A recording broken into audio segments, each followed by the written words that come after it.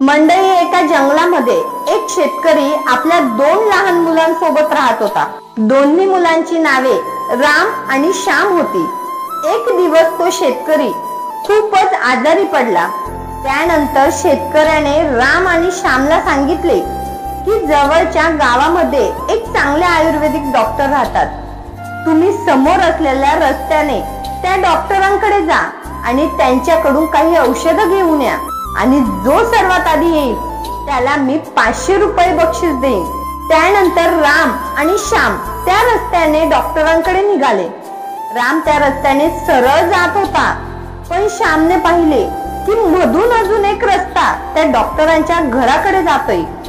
श्यामने ठरवले की आपण या रस्त्याने गेलो तर आपण लवकर पोहोचू आणि लवकर औषध घेऊन आपल्या वडिलांना आणून देऊ, म्हणजे आपल्याला 500 रुपये मिळतील। त्यानंतर श्याम मधल्या रस्त्याने त्या डॉक्टरांकडे निघाला। राम मात्र सरळ रस्त्याने चालत राहिला। श्यामने पाहिलं की आपल्या रस्त्यामध्ये खूप मोठा डोंगर आहे। श्यामने ठरवलं एवढा मोठा डोंगर पार करण्यापेक्षा आपण अजून एका रस्त्याने जाऊ आणि लवकर पोहोचू। त्यानंतर श्याम दुसऱ्या रस्त्याने निघाला। थोड्या अंतराने पुढे गेल्यावर श्यामच्या रस्त्यामध्ये एक मोठी नदी आली। आता श्यामला जाण्यासाठी कोणताही रस्ता उरलेला नव्हता। श्याम निराश होऊन आपल्या घराकडे आला। पाहतो तर काय, राम आपल्या वडिलांसाठी औषध घेऊन आला होता। वडील श्यामला म्हणाले, अरे बाळा, आयुष्य हे असंच असतं।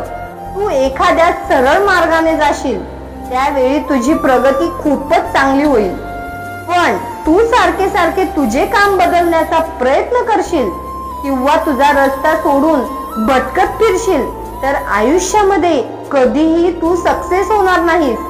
विचार आवडल्यास व्हिडिओला लाईक करा आणि चॅनलला सबस्क्राईब करा। पुन्हा भेटू अशाच एका व्हिडिओमध्ये। तोपर्यंत धन्यवाद।